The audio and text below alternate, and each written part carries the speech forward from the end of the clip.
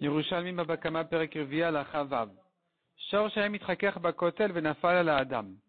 Un taureau qui se grattait, se frottait sur un mur et le mur il est tombé sur un homme. Dans ce cas-là, l'homme il est mort. Le taureau n'avait pas l'intention de le tuer. Est-ce que le taureau sera chayav mita ou pas? On dira qu'il est patour. De même, Nitkaven la rogeta bema varegeta Adam. Un taureau qui avait l'intention de tuer une bema, finalement il a tué un homme. Il est patour. Les akum varaget Israël. Il voulait tuer un goy, il a tué un juif, il est patour. Les nfalim varag ben kayama, patour. Il pensait tuer un bébé qui n'est pas né à terme et qui devait mourir de toute façon. Il a tué finalement un bébé qui est né à terme et qui devait vivre. À nouveau, il sera patour. La Gemara l'apprend du pasuk. Non, ne l'apprend pas du pasuk, c'est autre chose. La Gemara nous ramène un pasuk qui dit Ve'ish ki akek nefesh adam. Un homme qui a frappé un homme et il l'a tué, il est chayav. La vie est amakev yeshvo kedei le'amit. De là on apprend que s'il lui a donné un coup et qu'il n'est pas mort sur place, mais que le coup était suffisamment fort pour qu'il meure plus tard, s'il est mort à la fin, il sera chayav. Itanyetane en bokedele amit. Nous avons une braïta qui dit, certains Tanaïm disent, que si le premier a donné un coup, et le premier a donné un coup qui n'était pas suffisant pour le tuer, et le dernier lui a donné un coup qui l'a tué, le dernier est chayav mita.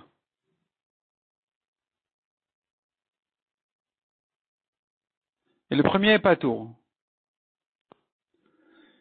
Amar Rabila il dit non seulement comme ça, mais même si le premier avait donné un coup suffisamment fort pour le tuer, et c'est le dernier qui l'a tué finalement, parce qu'il lui a redonné un coup il lui a redonné encore un coup, et là il est mort sur place, Amemit chayav. C'est le dernier qui est chayav, et pas le premier. Vehemit ish oisha. On a vu si le taureau il a tué un homme ou une femme. De là on apprend Ma ish morish nezakav levanav. De même qu'un homme donne en héritage ses dommages à ses fils. Quand on vient dédommager quelqu'un, eh bien ses enfants vont l'hériter. Af isha moreshet nezakav lebanea. De même une femme qui a été tuée par un taureau, ce sont ses enfants qui vont hériter le kofer. Demande la Gemara venabal yoreshet ishto. Donc la Gemara avait fait une comparaison entre l'homme et la femme, de même que l'homme ce sont ses héritiers qui vont l'hériter, la femme aussi ce sont ses héritiers à elle, ses enfants. La Gemara demande Venabal Yorachet Ishto, est-ce que c'est pas le mari qui hérite la femme? En général, c'est le mari qui hérite la femme et pas les enfants de la femme. Amaresh Lakish répond la Gemara, car Pirsha Rabbi Yoshaya via Mishnah. Ainsi a interprété cet halakha Rabbi Yoshaya, le père des Mishnayot, le kofer chez l'achar mita shanu. Il s'agit ici du kofer. Puisque le kofer il vient après la mort, donc c'est pas quelque chose du vivant de la femme que le mari puisse l'hériter. C'est quelque chose que la femme a reçu, un droit de la femme après sa mort, et ça, le mari n'hérite pas. Ça vient à ses enfants. Tane, amocher sur la chavero venimtanagran. Celui qui a vendu un taureau à son ami, il se trouve en corner.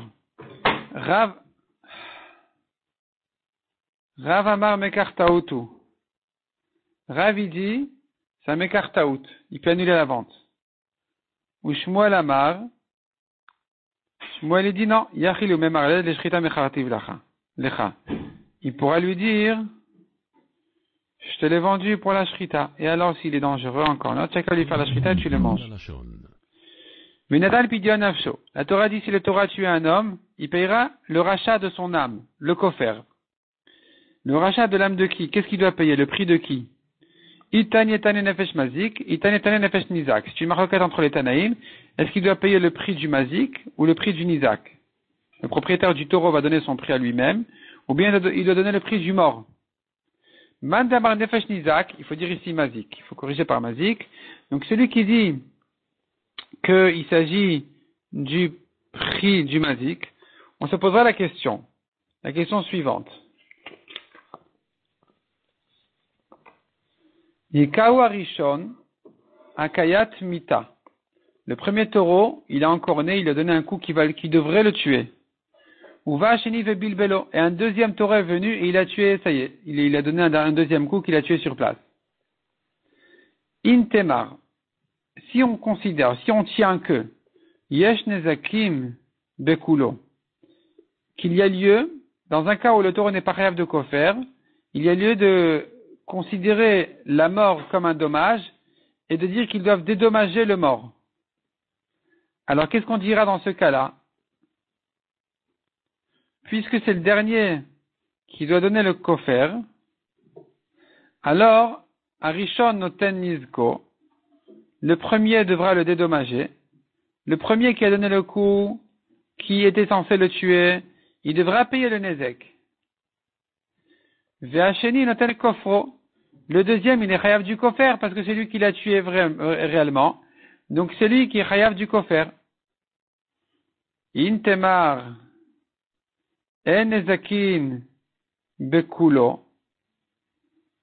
Mais si tu dis que il n'y a pas lieu de payer pour la mort de quelqu'un comme si on l'avait endommagé, de le dédommager, de donner à ses héritiers son prix, alors ici, on va dire Arishon, il faut dire ici, Hacheni Noten Kofro, donc comme on a dit, c'est le deuxième qui lui a donné le dernier coup, qui est Chayav du Kofer. Ve'Hacheni Patour, il faut corriger Varishon Patour. Et le premier, il est Patour, parce qu'il n'y a rien à payer, puisque tu me dis, on ne dédommage pas quelqu'un qui est mort finalement. Donc le Kofer, c'est pas le premier qui le paye, puisque c'est le dernier qui l'a frappé, c'est le dernier qui lui a donné le dernier coup. Donc le Kofer, le premier ne le paye pas, et c'est le deuxième qui va payer donc le Kofer, le premier il est Patour. Ça c'est pour celui qui dit que le Kofer c'est le prix du mazik. Maintenant, Keman Demar Pidion Afshoshel Mazik, il faut dire Shel Nizak. D'après celui qui dit que le Kofer c'est le prix du Nizak, du mort, alors ici, ça va changer. In te mariesh nizakin bekulo. Si tu penses qu'on dédommage, on paye le prix d'un mort, comme s'il avait été endommagé, alors ici on dira Arishon noten kofro, ve'asheni patour. Donc à nouveau il faut dire Hacheni noten kofro. Le deuxième, il paye le kofer, c'est lui qui l'a tué finalement. Varishon, et le premier, Varishon patour, le premier il est patour. Pourquoi le premier il est patour?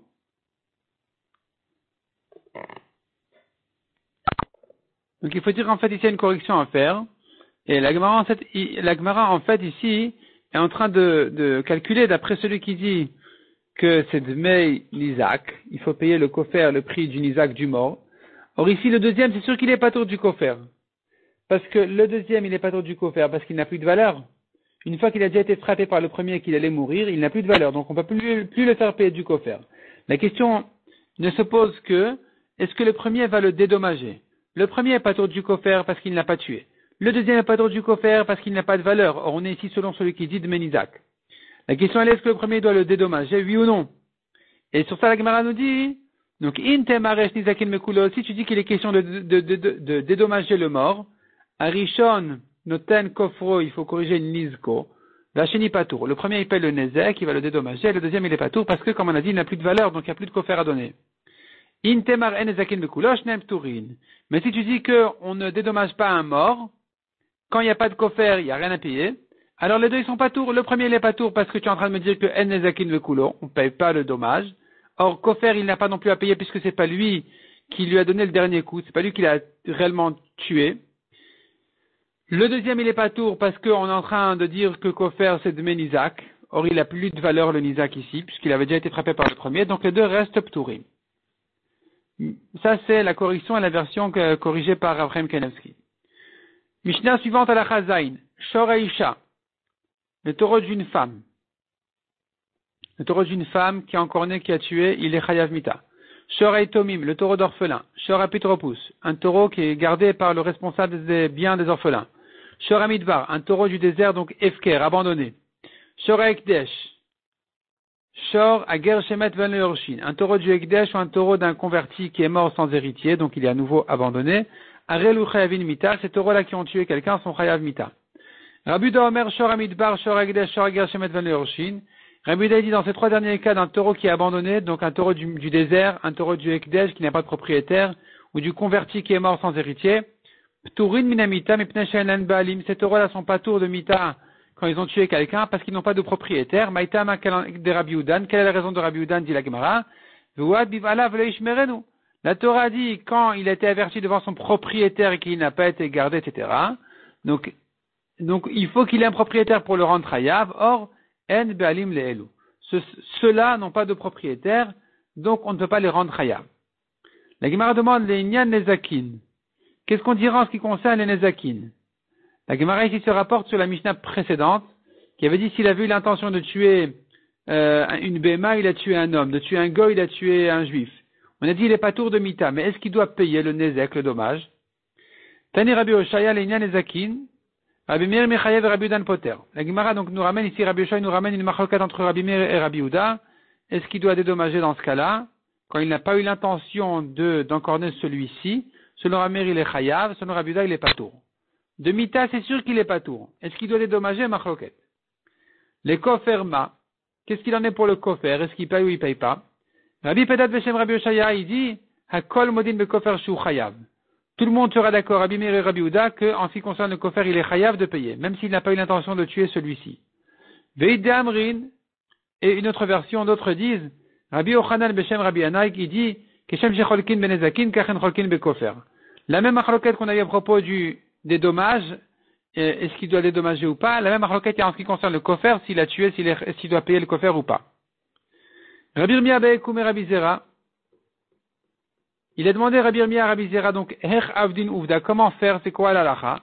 Amarle ke Rabbi Oshaya.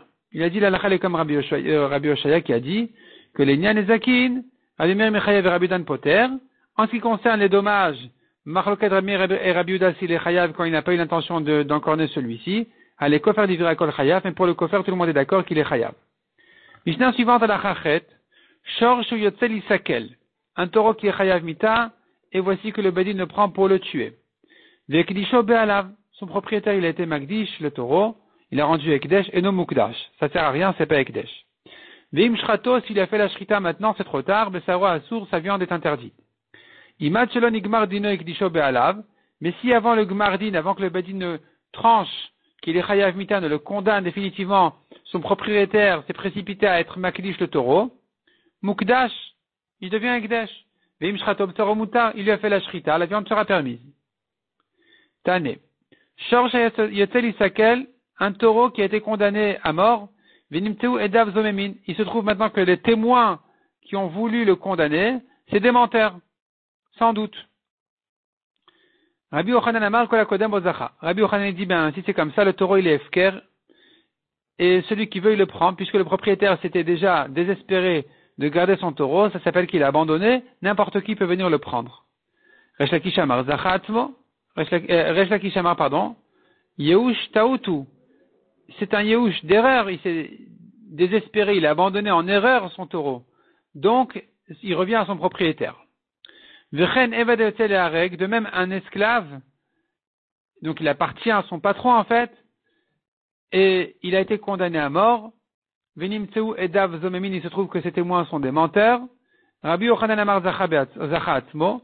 Rabbi Yochanan dit, l'esclave, il s'est mérité à lui-même, il s'acquit à lui-même. Resh Lakish Amar Yehush Taoutu. Resh Lakish dit non, il a abandonné à cause d'une erreur ici de ces témoins-là.